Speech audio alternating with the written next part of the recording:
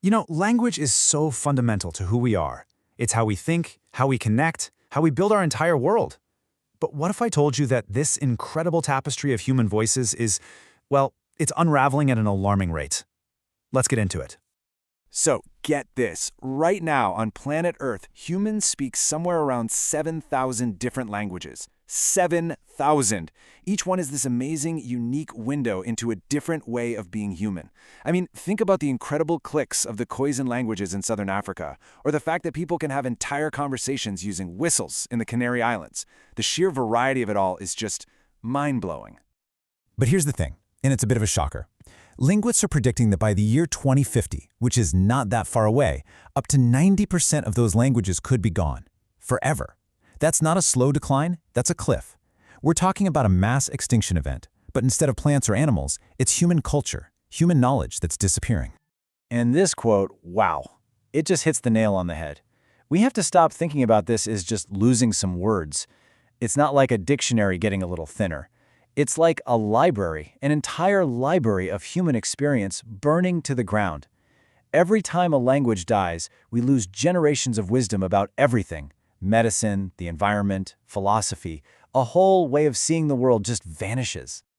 So here's our game plan for this explainer. First, we're going to grapple with the sheer scale of the problem in a world of silence. Then we'll look at the mechanics of how languages die and really dig into why it matters in the cost of lost words. But then we're going to pivot. We'll look at the amazing people fighting back and reversing the silence and the actual blueprints they're using in the path to revival. And we'll wrap up by thinking about what this all means for all of us, for our shared human tapestry. All right, let's dive right into our first section, a world of silence. I really want us to understand the true scale of what's at stake here. And when we talk about silence, we're not being poetic here. This is a real, painful break in the chain of a culture. I mean, just imagine a conversation that's been going on for hundreds, maybe thousands of years, between people and their history, their land, their ancestors, and then suddenly, it just stops. All of that knowledge, all of those stories, they get locked away. It's a massive loss both for the community and for every person in it. Okay, so that's the scale of the problem. But how does this even happen? That brings us to section 2, how languages die. You know, it's rarely one single thing. It's usually a process. Let's break down the anatomy of that loss. So linguists have a couple of key terms here. Language death. That's the final moment. That's when the very last person who speaks it as their native tongue passes away. But the real red flag, the tipping point, is when a language becomes moribund. That's the stage when kids aren't learning it anymore. The chain of passing it down from one generation to the next has been broken. At that point, the language is basically on life support. And we've got to be careful not to mix up language death with something called language attrition. Attrition happens to one person. You know, maybe your friend moves to another country and after 20 years, they're not quite as fluent in their first language. That's attrition. But language death, that's a whole community. It's when an entire group of people shifts over to a more dominant language until eventually nobody speaks the old one anymore. So how does this play out? Well, there are a few common paths. The most frequent one is a gradual death. It's a slow fade, right? Over a few generations, people start using a more dominant language for school, for jobs, and the old language just gets used less and less.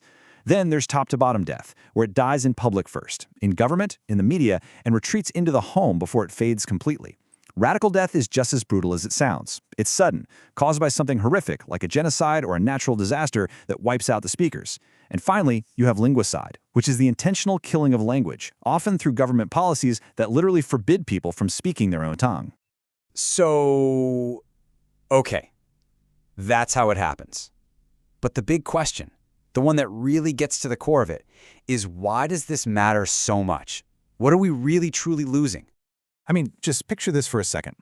One of the most immediate, heartbreaking things that happens is that families get torn apart by a language barrier. Imagine a grandmother who holds the entire history of her family, all these stories and bits of wisdom, but she can't pass them on to her own grandkids because they don't speak the same language.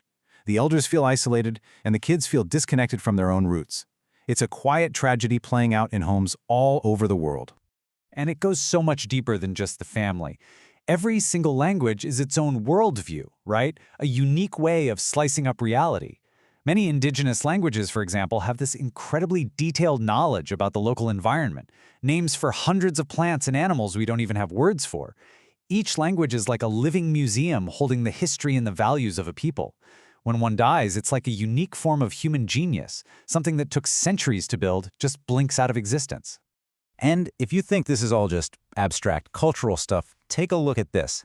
This isn't an opinion. This is hard data, and it's absolutely heartbreaking. This study looked at indigenous communities in Canada, and what they found was staggering. In the communities where most people still spoke their traditional language, youth suicide rates were low. But in the communities where the language was mostly lost, the suicide rate was 6 times higher. 6. That shows you right there this powerful, undeniable link between language, identity, and a community's very will to live. But, and this is a really important but, it's not all doom and gloom. Out of this crisis, a really powerful movement is growing. So let's turn to Section 4, reversing the silence, because all over the world, communities are fighting back. So, what are we talking about when we say language revitalization? This is a conscious, all-hands-on-deck effort. It's not about just writing everything down in a book for posterity. It's about bringing the language back to life. The whole point is to create new speakers and to carve out new spaces for that language to be used, in the home, at school, online, everywhere. And you have to understand, the motivation here goes way beyond just linguistics. This is an act of deep cultural healing. For these communities, bringing their language back is about improving their collective well-being, about taking back control of their identity and their story. In a way, it's about delivering a kind of historical justice for everything that was taken from them. Which leads us straight to Section 5, the path to revival. So that's the why. Now let's get into the how. This isn't just a hopeful dream. There are actual proven strategies for bringing a language back from the very brink. Let's look at the blueprint. Linguists have basically laid out a roadmap. For a revival to really stick, a few things have to happen. You have to raise the language's prestige, make people proud to speak it. It helps immensely to increase the economic power of its speakers. You absolutely need it in the school system. Having a written form is critical for creating books and teaching materials. And today, you have to embrace technology.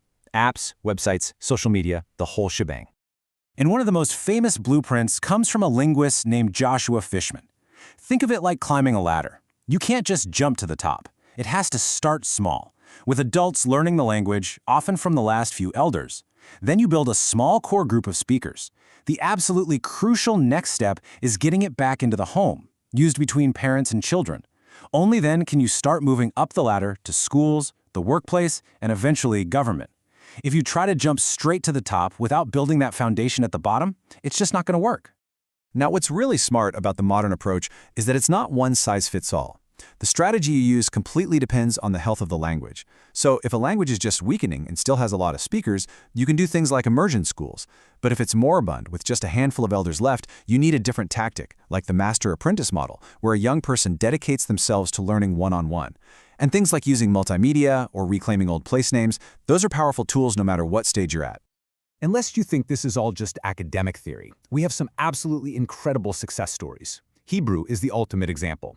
It went from being a language only used for religious texts to the living, breathing national language of millions of people. It's the only one to do it on that scale. But look at the Maori in New Zealand with their language nests, or the Wampanoag people in the US, who are now teaching a new generation of children to speak their language fluently after it was silent for more than a century. It is possible. So, all of this brings us to our final thought. Let's pull the camera back and look at the big picture, at our shared human tapestry, and think about what a future with many voices really means. In the end, it really all boils down to one question. A question for every single one of us. What kind of world do we want to build? Do we want a more homogenized, simplified world where just a handful of big languages dominate everything? Or do we want a world that celebrates complexity? A world that understands that our greatest strength is in our diversity, in our multitude of stories, our multitude of voices, our multitude of ways of being human. The choice we make will define the sound of the future. Thanks for watching.